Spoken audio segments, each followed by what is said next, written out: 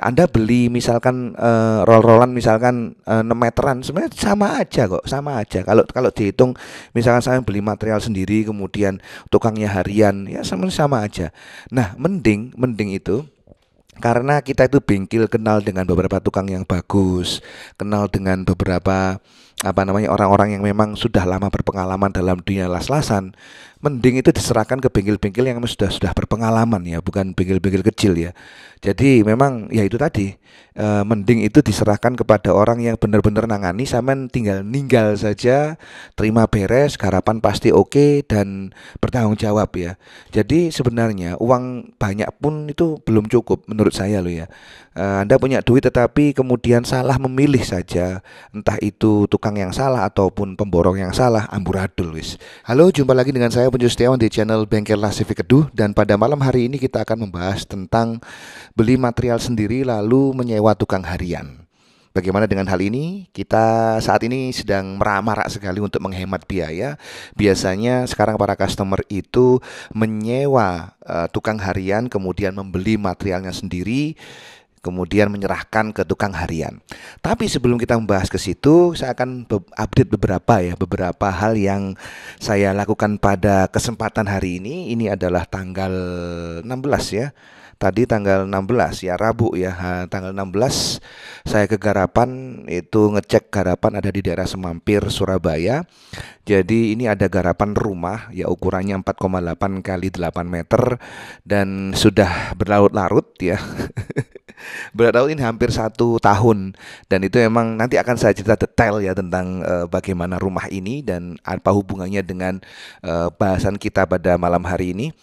Jadi yang saya suka dari rumah ini adalah yang pertama adalah penataannya. Memang tukang yang sekarang ini nata ruangannya itu bagus sekali, terutama dari segi tangganya ya. Tangganya itu dibuat ngetrap-ngetrap begitu ya. Ada beberapa bordes, ada satu, dua, tiga bordes yang itu bikin, kalau menurut saya tidak bikin kumuh ya. Biasanya kan nge-L begitu. Tapi ini ndak. Dan itu kalau emang awalnya mau dipakai tangga apa mas, tangga putar, saya kira juga nggak masuk ya kalau tangga putar ya, akhirnya dibikin ngetrap-ngetrap begitu. Tangganya itu saya seneng sekali, penataannya juga saya seneng sekali. Kemudian ada lagi yang di atas itu adalah dekcor, jadi dekcor di depan dan di belakang.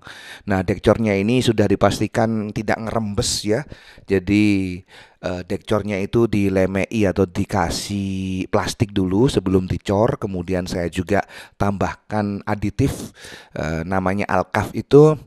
Itu adalah aditif anti air ya. Jadi memang bisa dipastikan aman. Nah, kenapa kok saya yakin aman? Karena tukangnya ini nggak 1 2 kali mengerjakan proyek dan saya lihat sendiri proyeknya bagus-bagus, dan akhirnya saya yakin sekali bahwa rumah ini nanti akan jadi Ciamik Soro ya. Itu keyakinan saya, dan sejauh ini garapannya it's fine. Jadi lokasinya ini sebenarnya di kampung, dia masuk Semampir, tetapi dia di perbatasan dengan perumahan di Semolowaru. Sehingga kalau dikatakan kampung ya kampung, tapi rasanya aksesnya itu akses perumahan ya. Jadi di perumahan itu nggak ditutup del gitu kan, ada jalan yang itu dibuka tutup ya. Tapi lumayan lah, lumayan lah. Jadi di kawasan Surabaya memang tempat parkirnya nggak ada, tapi saya kira 1 meter pun kalau di kota besar ya, di Surabaya, mungkin Jakarta, mungkin kota-kota besar yang lain itu juga sangat-sangat berharga sekali. Jadi ini lokasinya memang lumayan strategis ya, di pojokan juga. Ini kawasan perumahan, perumahan pemukiman yang sedikit banyak saya juga barusan tahu ternyata ini ada kendala ya di depannya itu kalau Sabtu malam Minggu buat mabuk. Tuh. Ya sudahlah, semoga nanti bisa diatasi lain waktu. Tapi yang penting adalah fokus saya adalah garapan ini bisa berlangsung dengan baik dan benar, bisa selamat ya, bisa bagus nantinya. Nah, setelah saya ngecek tukang dan kuli di Garapan, itu saya lanjut ke bengkel. Nah, ke bengkel itu di daerah Peranti Juanda Airport ya, di Sidoarjo. Itu saya biasanya, itu kebiasaan saya adalah lirak-lirik ya. Jadi saya waktu perjalanan itu nemu ada rumah yang barusan dipondasi gitu kan. Nah, itu saya mesti mampir ya. Mesti mampir ini dengan tujuan offline itu kan, door to door itu bagi apa namanya pedagang seperti saya ini penting sekali. Jadi saya turun sebentar, kemudian ngobrol, cari di mana mandornya, siapa mandornya begitu. Saya sampaikan, Pak, ini saya nangani las-lasan. Ya mbok pilih nanti itu butuh pagar dan kanopi, saya siap handle gitu. Orangnya ketawa. Ya salah gitu kan. Masih lama Mas gitu kan. Iya memang masih lama gitu kan, masih pondasi. Tapi yang penting adalah saya minta nomor telepon Pak mandornya, kemudian saya WA, nah, kemudian saya kasih brosur begitu ya. Siapa tahu nanti reminder lagi, paling tidak kita bisa tanam ibarat kata itu ya informasi lah ke Pak mandornya. Mungkin Pak mandornya nanti bisa sampaikan ke ownernya. Itu adalah kebiasaan saya yang rutin ya, rutin itu untuk door to door seperti itu. Jadi saya seneng banget, dan memang memasarkan bengkel las seperti ini nggak bisa lepas dari door to door ya. Karena memang kenapa? Karena door to door ini adalah cara yang paling nyata, cara yang paling gampang, cara yang paling praktikal untuk mencari customer. Karena kalau kita mengandalkan online tentu ada proses, paling tidak ada proses tertentu ya sebelum ada deal. Tapi kalau door to door itu kita langsung ketemu orang, kita langsung deal-dealan, itu juga bisa menyokong kegiatan online nantinya. Jadi ini adalah kebiasaan lama yang saya sangat suka sekali sampai detik ini. Nah, saya nggak main kartu nama ya. Saya sudah lama nggak main kartu nama. Saya akhirnya cuma main nomor WA aja sekarang itu.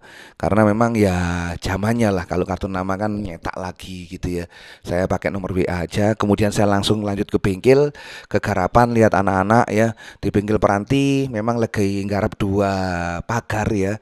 Satu itu pagar stainless 302, itu orderan untuk pagesangan ya, ada 13 meter. Kemudian yang kedua itu adalah orderan pagar klasikan. Nah, ini klasikan dulu yang dikerjakan. Tadi ngerol-ngerol saya lihat, kemudian sudah mulai di teki ya. Kemudian itu harganya berapa, Bro? Kalau yang klasikan itu harganya 1.100.000 per meter. Itu garapan untuk wilayah Surabaya juga. Kemudian kalau stainless itu kemarin kena 1.050.000 ya. Itu stainless 302, stainless yang bagus.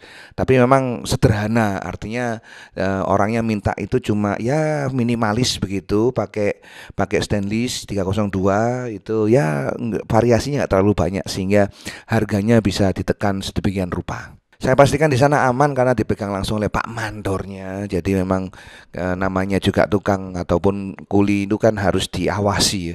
Kalau nggak diawasi ya kita itu jaga-jaga siapa apa bleset begitu kan. Tapi tadi ada pengawasnya Pak Mandor Basuki, dan saya makasih sekali sudah diawasi anak-anak itu, sehingga artinya ini saya semoga saja garapannya lancar terus ya. Jadi bengkel macam saya ini ada bertanggung jawab untuk mencarikan order buat anak-anak itu, sehingga ya kemudian kalaupun misalkan ya saya nggak masuk ke bahasan yang utama ya. Jadi kalau emang ada customer itu minta bahannya dari mereka, kemudian ongkos hariannya gimana ya, saya iyakan aja.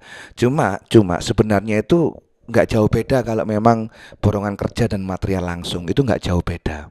Jadi begini, untuk yang rumah yang saya ceritakan tadi itu, saat ini mungkin saya satisfied ya.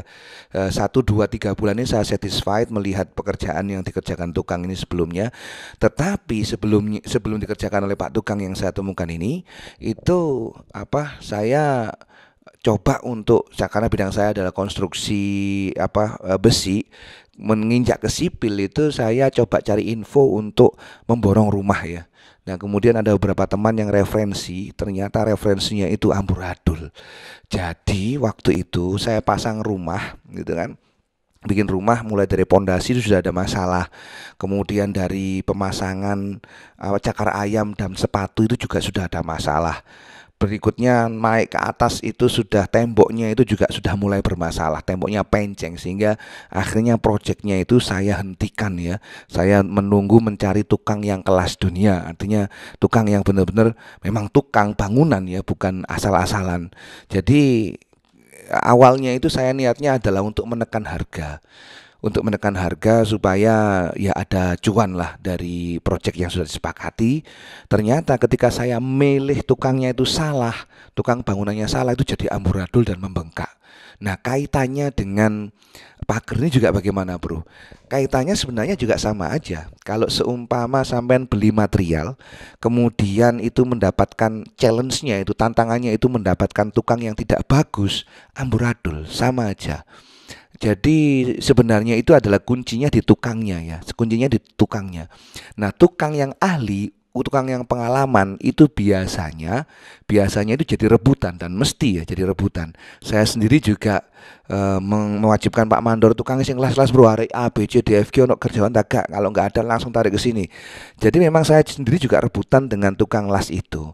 Sehingga kalau memang nggak tahu ya, nggak tahu mungkin ketika hari jeleknya sampean mendapatkan tukang yang amburadul, rencana awal untuk menghemat itu jadi amburadul juga gitu ya. Niat awalnya itu untuk menghemat biaya, tapi ujung-ujungnya itu kemudian tambah membengkak. Syukur-syukur dan kita berharap bahwa sampai mendapatkan tukang yang kelas juga, artinya tukang yang mungkin bagus kemudian lagi nganggur kemudian mengiyakan, no problem. Nah, kalau hitung-hitungan misalkan hitung-hitungan apa namanya pengeluarannya sebenarnya nggak jauh beda. Misalkan saja untuk tukang ya, tukang untuk stainless misalkan itu kan borongan tukangnya itu rata-rata 250, 225, 200 ribu per meter persegi. Itu semua bentuk. Tukang stainless itu juga nggak bisa kemen-kemen, artinya memang biasanya khusus ya untuk mengerjakan stainless itu nggak bisa tukang baru-baru itu nggak bisa. Saya nggak berani ya. Saya nggak berani. Kalaupun memberanikan diri, wah bahaya. Mending jangan coba-coba. Mending itu memang cari tukang yang berpengalaman.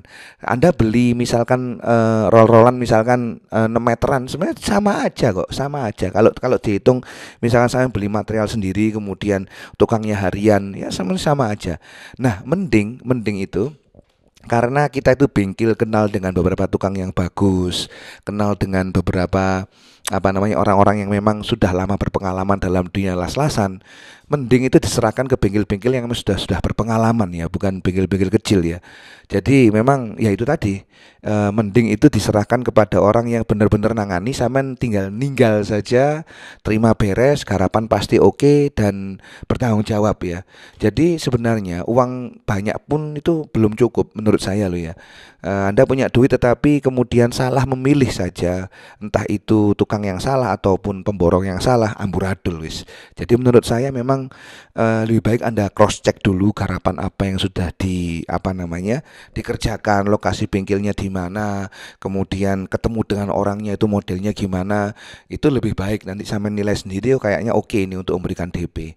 Jadi menurut saya bagaimana untuk jawaban bahwa saat ini tuh banyak tren orang itu beli material sendiri, kemudian itu menyewa tukang harian, ya sah-sah saja, yang itu duit sampean kan.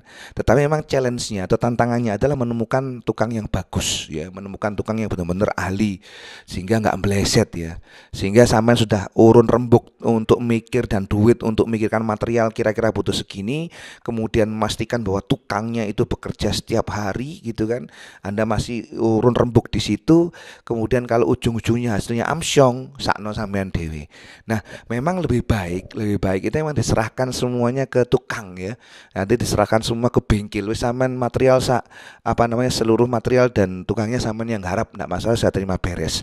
Sampean tinggal ibarat kata itu tinggal gitu, karena itu mungkin saja dalam tanda kutip bukan keahlian sampean, mungkin sampean pegawai bank, PNS, ataupun mungkin tentara, atau mungkin misalkan bekerja di swasta, atau Anda pengusaha.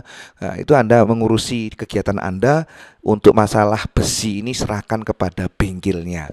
Saya kira itu lebih bijak dan lebih menarik ya, karena ujung-ujungnya juga sama. Ujung-ujungnya itu juga ya memberikan pekerjaan kepada orang-orang kita sendiri toh. Jadi ya nggak inilah apa namanya, nggak beda jauh lah. Kita mengeluarkan duit yang mungkin kaceknya itu nggak banyak untuk orang-orang yang memang concern di bidang bekerja di bidang industri las-lasan ini. Oke lah, itu saja yang bisa saya sampaikan pada kesempatan malam hari ini. Semoga bisa membantu Anda untuk memberikan gambaran ya. Dan saya update-update juga di Instagram. Ada 2 Instagram yang saya kembangin ya, @katalog_pagar kanopi sama jual_pagar kanopi, itu saya kembangin, saya upload di situ masalah foto, kemudian ini duitnya berapa, ini harganya berapa, stainless steel harga apa, jenis bentuk seperti ini harganya berapa, itu saya bikin di situ. Silahkan Anda bisa cek dan update timelinenya juga ada di Facebook fanpage dengan nama Bengkel Las CV Kedu. Anda bisa juga apa namanya like fanpage saya di situ, silahkan. Dan saya kira itu saja, nanti coba lagi di lain kesempatan. Terima kasih banyak and bye bye.